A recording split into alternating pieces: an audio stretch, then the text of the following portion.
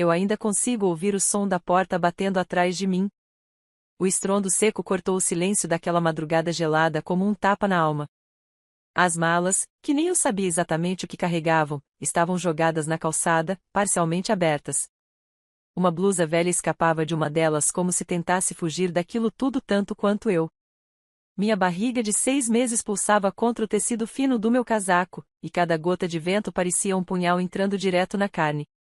Você não serve para fazer parte desta família, ela havia dito. Com a frieza de quem troca os lençóis da casa. Sem um pingo de hesitação, com aquela voz doce e venenosa que ela usava sempre que queria ferir alguém mantendo as aparências. Meu filho merece mais do que uma Zé ninguém vindo de lugar nenhum. Eu ouvi sem tremer. Olhei nos olhos dela, respirei fundo, e murmurei com a calma de quem já estava além da dor. Vou fazer? Ela riu. Achou que era desespero. E era, em parte. Mas era outro tipo de desespero. Um que fermentava há meses dentro de mim. Um que se alimentava de cada gesto de desprezo que aquela mulher e o filho dela despejavam sobre mim. Eu fui expulsa de casa grávida, com o rosto limpo de maquiagem, os olhos ainda inchados das noites mal dormidas e o corpo exausto por carregar tanto peso, dentro e fora de mim. Liguei para 3 pessoas naquela madrugada. Uma não atendeu. A segunda disse que estava com a sogra doente. A terceira perguntou se o bebê era mesmo do Eduardo, e, ao ouvir minha resposta afirmativa, respondeu com um suspiro. Então você que se vire. Não tenho nada com isso.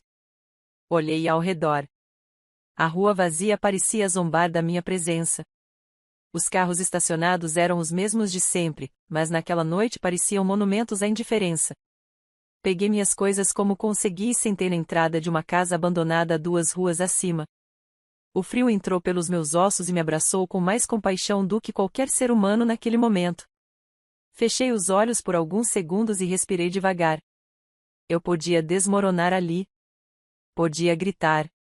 Podia bater na porta da antiga casa e implorar para que me deixassem entrar. Mas eu não faria nada disso. Porque eles não sabiam o que eu vinha fazendo secretamente no último ano. Eles não sabiam que, enquanto me chamavam de inútil, eu escrevia. Eles não sabiam que, enquanto limpava a casa deles como uma empregada sem salário, eu alimentava um blog que começou com 5 visualizações e agora somava milhares. Eles não sabiam que meu nome verdadeiro nunca assinou aquelas crônicas, aqueles relatos de maternidade, aqueles textos sobre abuso velado, sobre mulheres caladas que gritam no silêncio das entrelinhas. Eles não sabiam que, nos últimos 4 meses, eu vendi 2 contos para uma editora independente, usando um pseudônimo. E eles definitivamente não sabiam que aquela editora havia me convidado para publicar um livro. Um contrato já assinado, adiantamento já depositado. O suficiente para um recomeço. Ainda pequeno, ainda incerto, mas meu. Lembro do primeiro dia em que conheci a mãe do Eduardo. Ela me olhou de cima a baixo como quem avalia um sapato falsificado. Naquela época, eu ainda sorria tentando agradar. Ainda achava que, com esforço e respeito, eu conquistaria o lugar de esposa, de nora, de família. Você trabalha com o quê, mesmo? Ela perguntou. Escrevo. Faço revisão de textos, redijo conteúdos. Ela arqueou uma sobrancelha, como se eu tivesse dito que era astronauta. Mas tem diploma? Não. E pretende ter um dia? Sim. Então, por enquanto, você, digamos, escreve por conta própria. Que interessante. Foi a última vez que falei da minha profissão naquela casa. O Eduardo nunca me defendeu. Nunca. Nem no jantar em que ela disse que meu cabelo não era digno de uma mulher casada, nem na noite em que ela reclamou do cheiro de pobre que minhas roupas deixavam no armário dele. Eu achava que era só medo dele, vergonha, ou talvez uma forma disfarçada de covardia. Mas depois compreendi que era cumplicidade. Ele nunca se importou comigo. Importava-se com o que eu representava. Uma mulher submissa, calada, com aparência aceitável e útero fértil. Eu era, para ele, um passo conveniente. E quando a conveniência virou incômodo, ele simplesmente recuou e deixou a mãe tomar as rédeas. Na manhã seguinte, acordei com o som de passos. Uma senhora que caminhava com seu cachorro olhou para mim e hesitou. Por um segundo, achei que fosse chamar a polícia. Mas ela apenas se aproximou, me ofereceu uma garrafa d'água e perguntou se eu precisava de ajuda. Estou grávida e fui expulsa de casa, falei. Quer entrar? Tenho um sofá. Não é muito confortável, mas é quente. Engoli o orgulho e disse sim. O nome dela era Iracema. Tinha 72 anos, uma coluna torta e um coração que não combinava com a frieza do mundo. Ela não me fez perguntas, não me pediu explicações, apenas me deu chá, cobertor e silêncio. Pela primeira vez em meses, dormi sem medo. Naquela tarde, escrevi o primeiro capítulo do livro que mudaria minha vida. Sobrevivi. E agora vou florescer. Enquanto isso, Eduardo postava fotos em redes sociais com a legenda: família acima de tudo. Sentado ao lado da mãe, com o mesmo sorriso ensaiado de quem gosta do espelho, mas odeia os reflexos dos outros. As fotos me atingiam, não vou mentir. Eu ainda carregava dentro de mim o fruto de uma relação que me feriu. Eu ainda sangrava. Mas também me reconstruía. Comecei a vender pequenos contos por encomenda. Iracema, que me acolheu como quem ampara a filha que nunca teve, me ajudava com uma rede de mulheres que ela conhecia da igreja. Elas querem textos para os filhos, poesias, cartões. Coisas bobas. Você escreve bonito, menina. Vai dar certo.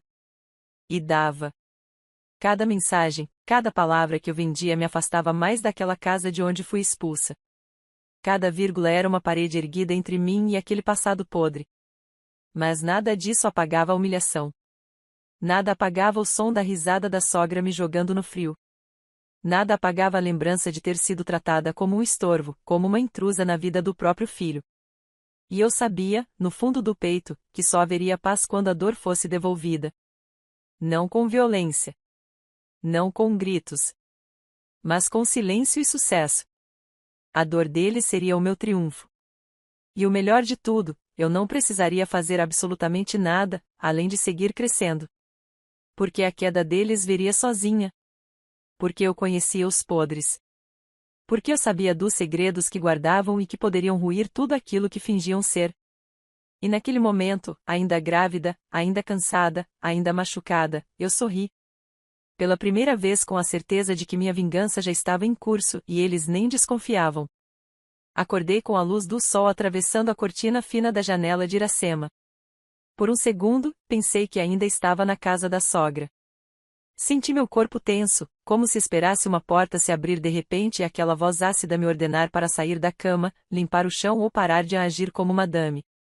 Mas ali não havia ninguém além de mim e do silêncio. O bebê se mexeu. Era como se me dissesse: ainda estamos aqui. Juntos. E eu precisava seguir por ele.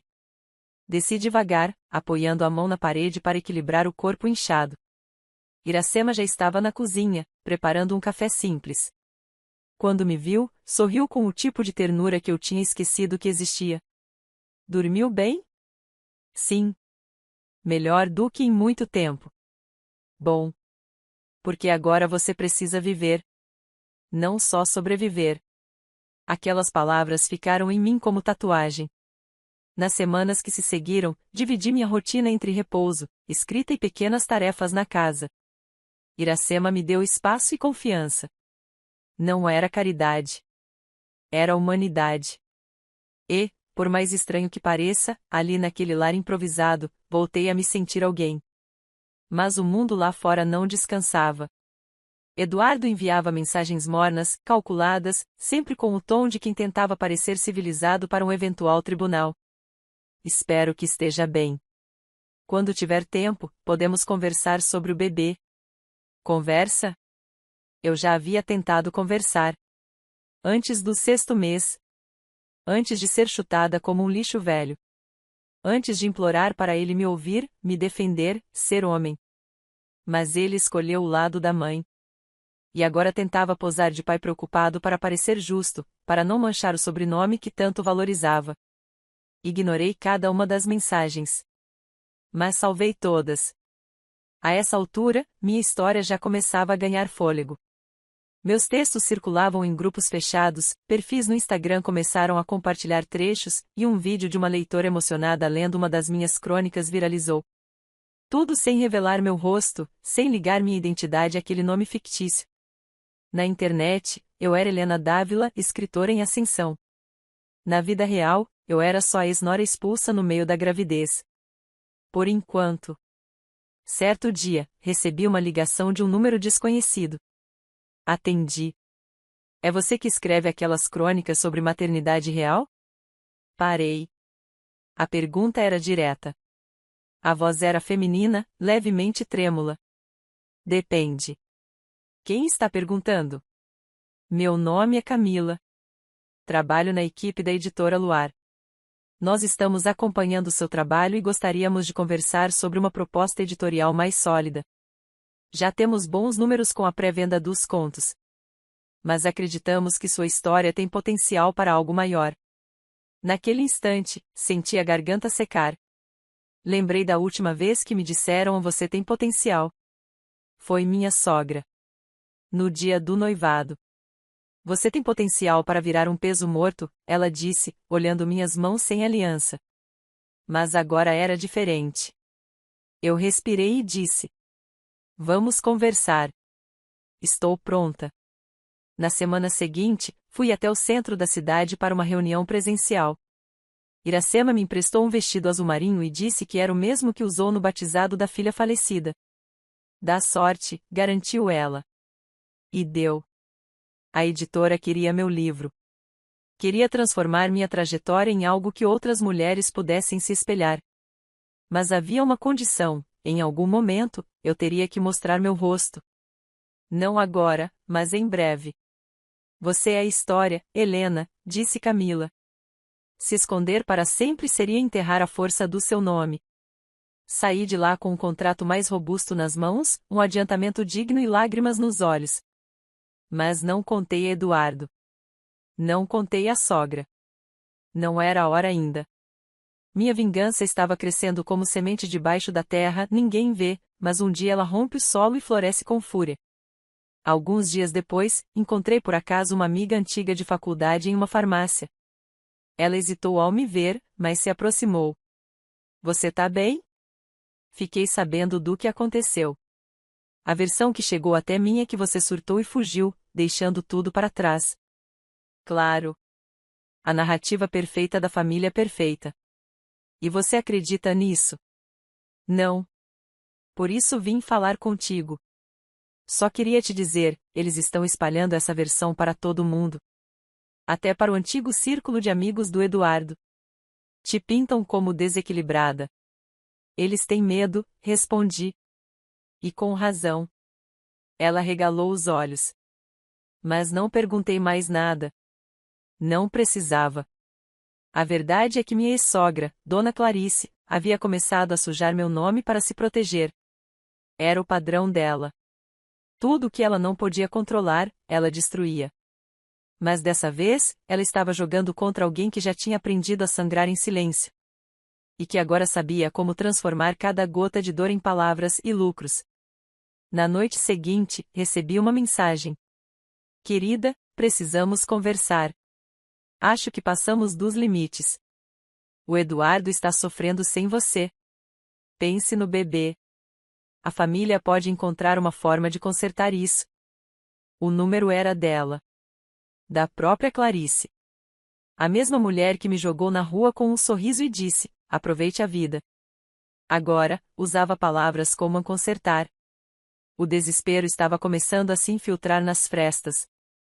E o motivo era simples, a editora havia começado a campanha de divulgação do livro. Sem mostrar meu rosto, mas usando trechos de textos com títulos sugestivos. Um deles. Expulsa no 6º mês, quando a família do pai escolhe o silêncio ao invés do amor. Clarice, obsessiva como era com a reputação da família, sentiu o golpe. Eduardo, acomodado e covarde, provavelmente nem entendeu a profundidade do estrago. Mas isso era só o começo. Decidi responder com um único áudio. Gravei com a voz calma e firme, como ela mesma havia feito no dia da minha expulsão. Clarice. Quando você me colocou para fora da sua casa grávida de 6 meses, você não me deu uma opção. Você fez uma escolha. E agora, chegou a hora de eu fazer as minhas. Não há conversa. Não há reconciliação. Há apenas consequências. Bloqueei o número. E segui escrevendo. Cada capítulo do livro era uma vingança disfarçada de confissão. Cada vírgula era um grito contido. Cada palavra expunha o sistema podre que essas famílias mantêm debaixo de aparências. O que eu não imaginava, porém, era que Clarice não desistiria tão fácil. 2 semanas depois, Iracema foi ao mercado e voltou pálida. Tinham 2 mulheres me esperando na calçada. Disseram que vieram ver onde você está. Que querem te convencer a voltar para o conversar. Eram, da família dele? Senti um arrepio. Estavam começando a me perseguir. Agora, deixavam de lado a fachada de desprezo e partiam para o controle. Era exatamente assim que funcionava com gente como ela. Primeiro te jogam no lixo, depois tentam te puxar de volta quando descobrem que você está brilhando lá fora. Mas eu não voltaria. Nem para conversar. Nem para olhar para trás. E a história que eu contava estava apenas começando. As semanas seguintes foram um campo minado. Cada passo meu parecia acionar uma nova armadilha plantada por Clarice. A editora, ciente da sensibilidade do conteúdo do livro, me enviava atualizações constantes sobre os comentários recebidos e entre os elogios e depoimentos de mulheres que se viam na minha história, havia também ameaças veladas. Mensagens anônimas chegavam aos montes. Cuidado com o que escreve. Famílias de verdade não destroem seus membros. Não brinque com nomes respeitados da cidade. Sabia de onde vinham. A cidade era pequena. Os nomes respeitados em que eles tanto protegiam eram os mesmos que me jogaram na rua com o ventre exposto ao frio. E agora, vendo sua reputação balançar, começavam a apelar para o jogo sujo. Mas eu não recuei. Naquela altura, minha história já não era só minha. Era de centenas de mulheres que escreviam para mim diariamente. Que me chamavam de corajosa. Que diziam, você está contando o que eu nunca consegui. Isso me dava força. E uma responsabilidade ainda maior. Foi numa sexta-feira de sol que o golpe mais baixo chegou. Recebi um e-mail da editora. Camila me ligou antes mesmo que eu pudesse ler. Ana, precisamos conversar. Uma denúncia anônima foi enviada à nossa assessoria de imprensa. Acusam você de ser estelionatária. Dizem que tudo o que você escreveu é mentira. Que você inventou a gravidez, que fugiu com o dinheiro do ex-marido, que tem passagens pela polícia. Ri de nervoso. Eles estão desesperados, Camila. Eu sei. Mas a imprensa é covarde. E um burburinho desses pode virar manchete. Ela estava certa. No dia seguinte, um blog sensacionalista publicou uma nota maliciosa. A autora misteriosa da crônica viral seria golpista? Não havia meu nome verdadeiro, nem provas, só especulações. Mas eu sabia que era Clarice. A assinatura da crueldade dela estava em cada linha, a manipulação, a distorção dos fatos, o ataque à moral da mulher que ousou dizer a não. Eduardo, como sempre, se manteve calado. Fingindo não ver. Fingindo não saber. Mas eu via tudo. Iracema, quando leu a matéria, ficou pálida.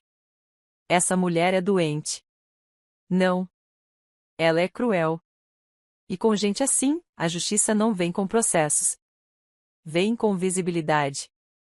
Decidi então aceitar o convite da editora para uma entrevista exclusiva com uma revista nacional. Seria a primeira vez que mostraria meu rosto. E contaria minha história com todos os detalhes. Sem nomes, mas com verdades. A gravação foi marcada para uma terça-feira. Passei o domingo inteiro ensaiando respostas. Não para me defender, mas para não chorar. Eu queria que minha voz saísse firme. Queria que minha imagem mostrasse força, não pena. Quando a matéria saiu, recebi mais de 10.000 mensagens em 2 dias. Algumas de apoio.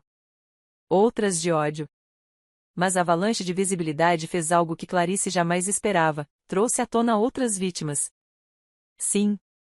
Outras. duas mulheres entraram em contato comigo. Uma delas foi a ex-namorada de Eduardo. A outra, filha da antiga empregada de Clarice. Ambas tinham relatos semelhantes: humilhações, chantagens, ameaças silenciosas. Ela destrói mulheres discretamente. Te cerca com doçura e depois te empurra de um penhasco. Fiquei em silêncio por horas depois de ler aquilo. Não era pessoal. Era padrão. E agora, ela havia escolhido a mulher errada para repetir o script. Mas o pior ainda estava por vir. Na manhã seguinte à publicação da entrevista, Clarice bateu à porta de Iracema. Ela. Ali. Como se não tivesse expulsado uma mulher grávida sem pestanejar. Iracema, com sua coragem serena, não abriu a porta. Apenas levantou a voz. Ela não está. E mesmo se estivesse, não lhe deve nada além do desprezo. Clarice riu. Aquela risada. Fria, sarcástica. Tão ensaiada que dava nojo. Então avise que as mentiras têm prazo de validade. E que a justiça vai bater na porta dela antes do bebê nascer. Virou-se com os saltos batendo firme na calçada. E eu, do topo da escada, ouvindo tudo, jurei que aquela mulher ainda veria o que era justiça de verdade. Na semana seguinte, o livro foi oficialmente lançado em pré-venda nas principais plataformas. O título era simples: Ela foi expulsa grávida. A capa não tinha rosto, apenas uma mala aberta e um par de sapatinhos de bebê ao lado. Em menos de 24 horas, esgotou a primeira tiragem. O nome Helena Dávila virou assunto em redes sociais, rodas de leitura, grupos de apoio. E isso só piorou a obsessão de Clarice. Ela começou a me perseguir de forma mais agressiva, criou perfis falsos para comentar em postagens da editora, entrou com uma queixa alegando a difamação pública, mesmo sem sequer ter seu nome mencionado. Eduardo, covarde como sempre, foi junto. Ambos alegavam que eu estava usando a ficção para destruir uma família decente. Mas o tempo deles estava acabando. O meu, começando. Faltavam poucas semanas para o bebê nascer. Iracema me ajudava com tudo. Inclusive com um quarto improvisado, todo feito com doações anônimas que chegaram após a entrevista. Gente que me chamava de inspiração. Que via em minha mulher que elas próprias não puderam ser. Mas eu sabia que a batalha ainda não tinha acabado. O processo aberto por Clarice corria em sigilo. Mas, através de uma amiga advogada, tive acesso aos autos. E lá estava. Ela havia colocado o nome da editora como ré, tentando impedi-los de lançar qualquer material que arremetesse à sua figura pública como sogra. Mas a editora tinha bons advogados. E eu tinha provas. Mensagens. Áudios. Testemunhas. Clarice subestimou uma mulher que passou meses sendo ignorada, expulsa, apagada e que aprendeu a documentar tudo porque já sabia que um dia precisaria se proteger. A audiência foi marcada para 15 dias após o nascimento do bebê. O tempo estava correndo. E ela não fazia ideia do que veria pela frente. O primeiro sinal veio ao amanhecer. Uma pontada seca, profunda, cortando o ventre como se alguém puxasse por dentro um fio invisível com força. Gemi baixo, tentando não acordar Iracema. O quarto estava em penumbra, o mundo ainda adormecido, mas dentro de mim o alarme da vida havia disparado. Estava começando. Levantei-me devagar, sentindo o peso do corpo em cada passo, e fui até o banheiro. As mãos trêmulas repousaram sobre a barriga já baixa. Meu filho vinha aí. E ele escolheu nascer no auge do caos. Talvez porque soubesse que a vida dele não começaria em paz. Mas que teria, no mínimo, uma mãe que lutaria até a última letra por ele. Iracema ouviu meu choro abafado e apareceu na porta. É a hora? Assenti. Ela me ajudou a trocar de roupa e chamou um táxi. Eu não quis ambulância. Não queria flashes, curiosos, vizinhos cochichando. Queria silêncio. Queria parir no escuro da discrição, longe dos olhos que me expulsaram da luz. O hospital era simples, mas o atendimento foi humano. Fiquei horas em trabalho de parto, sentindo o corpo se partir e se refazer como se renascesse comigo. Quando ouvi o primeiro choro dele, não chorei de emoção. Chorei de raiva, de alívio, de memória. Lembrei da voz da sogra me dizendo: aproveite a vida. Lembrei do Eduardo dizendo que talvez não estivesse pronto. Lembrei das madrugadas com fome, das roupas emprestadas, dos contos escritos à meia-noite enquanto meu filho chutava por dentro. Chorei por tudo. E por fim, sorri. Ele estava ali. Meu filho. O único homem na minha vida que nasceu comigo e não contra mim. Dei a ele um nome forte. Um nome limpo. Um nome meu. No registro, constava apenas um sobrenome, o meu. Nenhuma menção ao pai biológico. Nada de a família tradicional. Nada de DNA. Eduardo não moveu um dedo por esse filho e não teria direito de pôr o nome no que não teve coragem de assumir. Assinei os papéis com a mesma mão que escreveu minha liberdade. Saí do hospital 2 dias depois com meu bebê no colo e o contrato final do livro assinado. Na mesma semana, chegava a intimação oficial, a audiência seria em 3 dias. Eles não esperaram nem o bebê nascer. E isso foi o erro deles. Na manhã da audiência, vesti a mesma roupa da entrevista, aquela emprestada por Iracema. O vestido azul marinho. Meu talismã. Cheguei ao fórum com meu filho nos braços, a cabeça erguida e os documentos organizados na pasta azul que guardei por meses. Na sala de espera, vi Eduardo sentado ao lado da mãe. Os dois estavam tensos, mas tentavam disfarçar. Ela, como sempre, arrumava o cabelo dele, puxava o colarinho, sussurrava coisas como: não demonstra fraqueza. Ainda tratava o filho como um boneco de porcelana, mesmo quando tudo à volta deles desabava. Quando me viu com o bebê, Clarice estreitou os olhos. Você teve coragem, disse, seca. Mais do que vocês dois jamais tiveram juntos. O silêncio que seguiu foi um dos sons mais bonitos que já ouvi. Entramos na sala de audiência. O juiz, um homem calvo e cansado, olhou para mim com olhos ligeiramente curiosos. É a autora da obra literária em questão? Sim, senhor.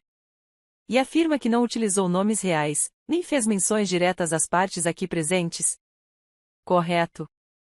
O livro é baseado na minha experiência pessoal, mas sem identificação direta de terceiros. Os nomes são fictícios. As situações, vividas. O advogado de Clarice pediu a palavra. Excelência, as descrições no livro são claramente inspiradas em minha cliente.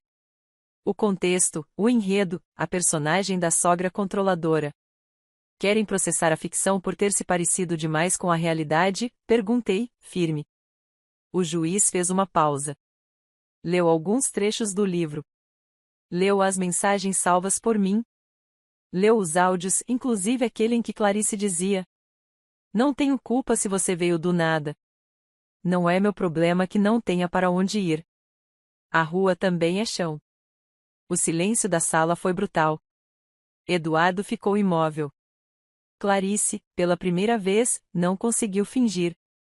O juiz devolveu os papéis. Não vejo injúria, nem difamação. Vejo um relato pessoal. E se as senhoras se identificaram nas páginas de uma ficção, talvez devêssemos refletir sobre o espelho, e não sobre quem o segurou. Causa arquivada. Ao sairmos da sala, Eduardo veio até mim.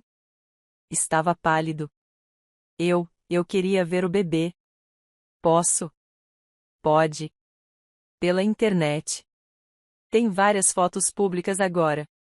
Está famosinho. Ele hesitou. Eu fui fraco, eu sei. Mas, eu ainda sou o pai. Sorri de lado. Você é o motivo. Mas pai, não. E me virei. Na semana seguinte, a editora organizou uma sessão de autógrafos. Meu rosto foi oficialmente revelado. A fila dobrava o quarteirão. Mulheres vinham com os filhos no colo, com livros nas mãos, com lágrimas nos olhos. Eu não era mais uma desconhecida. Era voz. Era eco. Era símbolo. Clarice, por sua vez, desapareceu das redes. Uma denúncia anônima, não minha, fez com que a Receita investigasse algumas movimentações financeiras dela. Dizem que o nome da família perdeu contratos com algumas empresas que não queriam se associar à mulher que expulsou a nora grávida. Eduardo perdeu o cargo na empresa onde a mãe o havia enfiado. E eu? Assinei com uma segunda editora. O livro se tornaria série. Mas ainda faltava o último passo. A Vitória viria. E ela teria gosto de sal, o mesmo sal das lágrimas que eles me fizeram chorar. 3 meses se passaram desde o lançamento do livro. 3 meses em que o meu nome, o verdadeiro, saiu da sombra. 3 meses em que cada linha escrita com raiva virou consolo para alguém. E cada dor que me fizeram suportar foi devolvida ao mundo em forma de palavra. Bruta, sim. Mas real, impossível de ser apagada. Clarice e Eduardo desapareceram da cidade pouco depois da audiência. A mãe dele, que antes era presença obrigatória em todos os eventos sociais, agora era sussurro de corredor. Dizem que teve uma crise nervosa na porta do clube que ajudou a fundar quando uma mulher, vestindo uma camiseta com o título do meu livro, se aproximou e perguntou: "É verdade? Foi você quem expulsou a nora grávida de casa?" Ela não respondeu. Apenas subiu no carro e mandou acelerar. O império moral que ela construiu em cima das aparências caiu como vidro estilhaçado. Os amigos se afastaram. As vizinhas, aquelas mesmas que tomavam chá e riam de tudo, agora cochichavam pelas costas. E Eduardo reapareceu da maneira mais previsível possível. Tentando pedir desculpas. Recebi uma notificação de mensagem por rede social. Era ele. O texto começava com "sei que não fui o homem que você merecia", e terminava com "gostaria de conhecer meu filho, se me permitir." Respirei fundo. Não fiquei com raiva. Não dessa vez. Fiquei indiferente. Ele havia perdido a chance de ser pai no momento em que virou o rosto enquanto a mãe me empurrava para fora. Não existia mais espaço para homens que hesitam. Apaguei a mensagem. E escrevi outra crônica. Nesse meio tempo, a adaptação do livro para uma série foi confirmada. A roteirista me chamou para conversar sobre o tom da história. Quer que a sogra tenha um arco de redenção? Algo que humanize um pouco? Minha resposta foi imediata. Não. Ela não terá. Porque na vida real, às vezes, os monstros não se arrependem. E ainda assim, a gente vence. Ela sorriu. Concordou. A série começou a ser gravada no mês seguinte. E mesmo que com nomes diferentes, tudo estava ali: a casa onde fui tratada como intrusa, o quarto que me deram sem janelas, a mala sendo arrastada pela escada enquanto a barriga pesava no 8º mês. Era tudo igual. Mas agora, eu assistia sentada em uma cadeira de produtora convidada, com meu filho no colo e meu nome no contrato. Certo dia, recebi uma ligação inesperada. Era do hospital público da cidade. O mesmo onde Eduardo havia feito parte do conselho administrativo por indicação da mãe. "Senhora Ana, temos aqui uma paciente que solicitou que você fosse notificada. Clarice de Oliveira. Ela está internada, estado estável, mas bastante agitada. Quer vê-la?" Demorei a responder. Por um instante, pensei em ir. Não por compaixão. Mas por curiosidade. Por justiça. Por fechamento. Aceitei. Quando entrei no quarto, ela estava de costas. Frágil. Menor do que me lembrava. Cabelos despenteados, pele amarelada. Ela virou lentamente o rosto. Quando me viu, piscou como se duvidasse dos próprios olhos. "Você veio." "Vim ver o que restou." Ela tentou sorrir. Mas o rosto não a acompanhou. "Você venceu, não é?" "Não. Eu sobrevivi. A vitória veio depois." "E você ajudou." "Eu só queria proteger meu filho." "Do quê? De uma mulher que o amava? Ou da própria humanidade dele?" Silêncio. Ela quis dizer algo. Mas não saiu som. Levantei-me. "Você me mandou aproveitar a vida. Eu segui seu conselho. E agora ela é minha." Deixei a sala sem olhar para trás. O lançamento da segunda edição do livro foi um evento nacional. Desta vez, a capa trazia o meu rosto. Nenhum pseudônimo. Nenhum disfarce. Eu era Ana Lúcia Almeida, autora, mãe, sobrevivente. E naquela noite, ao subir no palco para agradecer, meu filho estava entre o público. Iracema, do lado dele, orgulhosa como uma avó. E ao fundo, uma multidão em pé, aplaudindo. Peguei o microfone. Respirei. Eu comecei essa história sem ter onde dormir. Com uma mala rasgada e um filho por nascer. E me disseram que eu não valia nada. Que eu era uma Zé Ninguém. Hoje, eu entendo, não valia nada para quem não sabia enxergar. Mas eu sempre fui tudo para mim. Aplausos. E para todas as mulheres que foram expulsas, humilhadas, silenciadas, saibam que a dor também escreve. E que o silêncio de vocês pode se tornar voz. Forte. Clara. E inesquecível. Àquela altura, Clarice havia sido processada por calúnia por outras mulheres. O nome da família Oliveira não figurava mais entre os doadores da paróquia nem nas placas da escola particular da cidade. Eduardo mudou de estado. E eu? Comprei minha própria casa. Não grande. Mas minha. Cada tijolo pago com palavras que antes ninguém lia. Cada cômodo decorado com liberdade. Meu filho, aos poucos, crescia sem saber do passado que quase o impediu de existir. E quando um dia ele me perguntasse sobre a ausência do pai, eu diria a verdade. Ele escolheu não estar. Mas nós escolhemos ser felizes. Na parede da sala, pendurei a primeira página do meu primeiro conto publicado. Ao lado, uma fotografia em preto e branco, a mala aberta na calçada, a blusa pendurada, o frio visível no vapor da respiração. E uma frase escrita à mão, bem embaixo. Ela foi expulsa grávida. E ainda assim, floresceu. Fim.